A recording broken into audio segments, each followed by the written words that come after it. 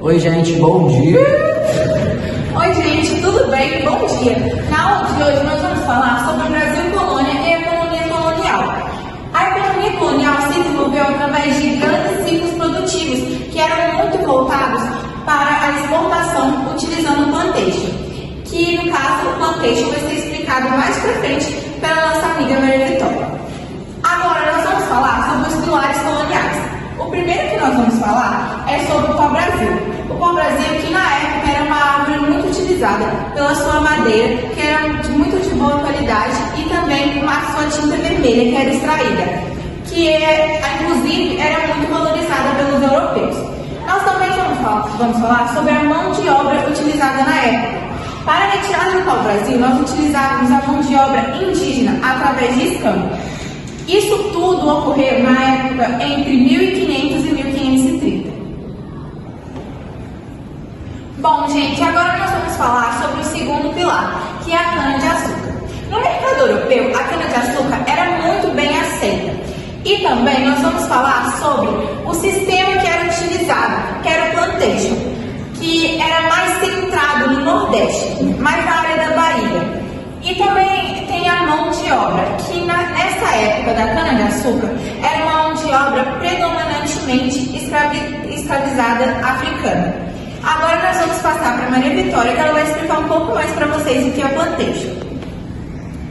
Oi, gente, eu vou dar a contextualização histórica dos plantations, que a ocupação agrícola do Brasil na época foi feita a partir do interesse dos portugueses, que eram os colonizadores, que buscavam ampliar a produção de cana-de-açúcar no país. E, para isso, eles buscavam grandes extensões de monoculturas, que era um cultivo de um único produto agrícola, que no caso era cana-de-açúcar. E essas grandes extensões de latifúndios, que ocupavam uma produção de larga escala, buscavam pela maximalização da exportação e dos lucros. E entrando um pouco no tópico sobre a mão de obra, as primeiras mãos de obras que trabalhavam nas lavouras de açúcar era a mão de obra indígena, que foi usada no primeiro período de colonização, antes da intensificação do tráfico negreiro. Mas quando a mão de obra africana passou a ser mais utilizada no Brasil, os indígenas passam a parar de trabalhar nas lavouras e começa a ser ocupado pela mão de obra escravizada. Os engenhos. Agora eu irei falar um pouco sobre o que são os engenhos. Inicialmente, eram para ser apenas o lugar onde era produzido o açúcar da cana, mas com o passar do tempo, começaram a ser uma extensão de toda a fazenda. Os engenhos não era só um só lugar, era dividido em vários. O primeiro era a Casa Grande, que era um lugar muito grande, onde vivia o proprietário, que se chamava senhor de engenho. E além dele, vivia toda a sua família, e os filhos dele que iam nascendo, as filhas mulheres, os homens que casassem com essas filhas, elas iam para outra casa grande de outro senhor de engenho. Já os filhos, as esposas que esses filhos tiveram, morariam na casa grande.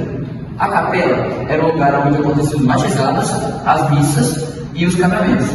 Já agora que a senzala era onde ficavam os escravizados, e era um lugar com uma situação muito precária. Já na casa dos trabalhadores livres também ficavam os escravos, só que o que difere a senzala das casas dos trabalhadores livres é que esses escravos eles tinham mais liberdade do que os escravos que viviam na senzala, mas mesmo assim ainda não eram escravizados. E já na casa moeda era onde os escravizados trabalhavam na produção do açúcar e da cana. Bom, falando um pouco agora sobre a lavoura açucareira, retomando um pouco do que a Maria Vitória tinha falado anteriormente sobre o plantation, basicamente a produção de açúcar era o principal foco, já que o clima era propício. Então, dando destaque para o Nordeste, principalmente Pernambuco, que é uma das capitanias hereditárias. Agora falando um pouco também do complexo econômico do açúcar, que basicamente era a prática de exportar esses produtos, essa cultura principalmente, para a Europa, de forma que assim lucrasse a colônia e também ajudasse a Europa. E falando um pouco também sobre a mão de obra escrava, que antes era somente os indígenas e ao passar do tempo foi se transformando nos africanos. Como foi a aliança em Portugal e Holanda, com a grande produção de Portugal nas suas colônias e a falta de recursos que tiveram, eles teve que recorrer a algum outro meio, que foi a aliança com a Holanda, que a Holanda tinha uma marinha forte E recursos. A Holanda financiou os engenhos também, que os engenhos o Bernardo vai explicar depois. Ele ajudou a exportar o açúcar para toda a Europa e exportava a troca de produtos manufaturados, tecidos, queijo, entre outros. E durou até o final do século XVI.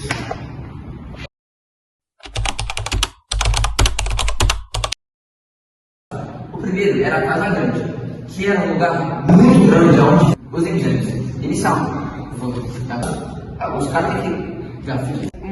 Oi, gente, que bom dia. Hoje iremos explicar. Em 1580, teve a União Ibérica. Ah, não, peraí, eu tô precisando de informação. Os engenhos